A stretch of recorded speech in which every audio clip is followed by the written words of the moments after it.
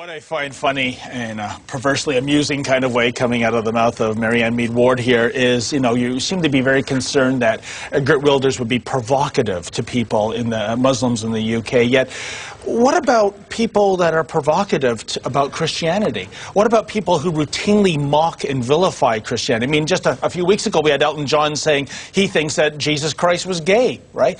This happens on a routine basis and sometimes with government-funded grants, I might add. So why is it that you're so concerned about one faith being provoked, yet it seems to be open season for other faiths being provoked? I think we need to have a reasonable debate about Islam, and this does not contribute but why the double to a standard? reasonable That's what debate. I'm asking here. Because we actually can have. There is enough of a critical mass of people in Christianity that we do have excellent debates. We do.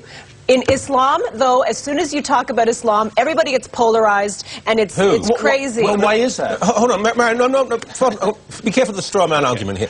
Where does this happen? Now, because there's a liberal... It's happening right Marianne, here. It's happening around this table right here, where you're afraid to separate radical Islam from moderate Islam. How much time have you spent in the Islamic world? How much time have you spent in the Islamic world? That is a radicalized version of Islam. Marianne, I'm asking you a question. More to how much experience do you have? It matters a great deal. If you have spent a prolonged period of time, as I have, in the Islamic world, in the Middle East, you have a certain experience. Now, no, hold on, because what you're doing is really unfair. I'm incredibly careful to give full opportunity to Islamic leaders to distinguish between various forms of Islam. A great leader of Sunni Islam in Egypt had a heart attack, I think, just yesterday in Saudi Arabia and died. He was a man who condemned female circumcision in Egypt, which is widespread.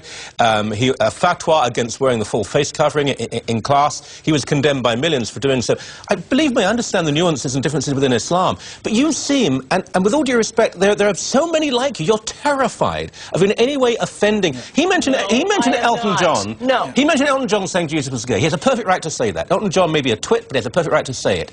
Do you know what would happen to you if you said Muhammad was gay? But that is as much to do. It has as much to do with the government structures in those countries. They are fundamentalist countries. You don't have the same freedoms. Where's a fundamentalist? Name me a fundamentalist Islamic country. Any of the Islamic countries. Egypt they are not is not fundamentalist? Same. They are not the same. Syria, they don't have the Jordan, same rights. Morocco, Let's talk about Algeria? Afghanistan then. Do women have the right to go to school? Do girls have the right to go to school? I've lost your argument here. Look, it's about the government systems as much as it is if someone with Elton religion. John's profile said Muhammad was a homosexual, he will be living with enormous security for the rest of his life. Yeah. Yes, and that is because Anywhere in the world. Radical Islamic people who are willing, who frankly abuse the Quran and use that as justification Last question for terrorism. To you. Why aren't there more radical Hindus, Buddhists, Baha'i, Jews, Catholics, Protestants, so that every time someone makes a statement like this, they don't have to live with security? Why is it Elton John can say this, we're just picking Elton John,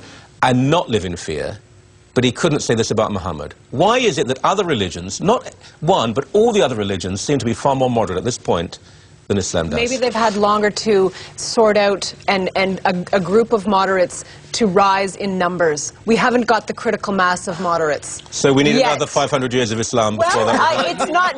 Those countries are not as free as ours. That's what I will say. Why is India so embracing of pluralism and freedom, and Pakistan so radically different?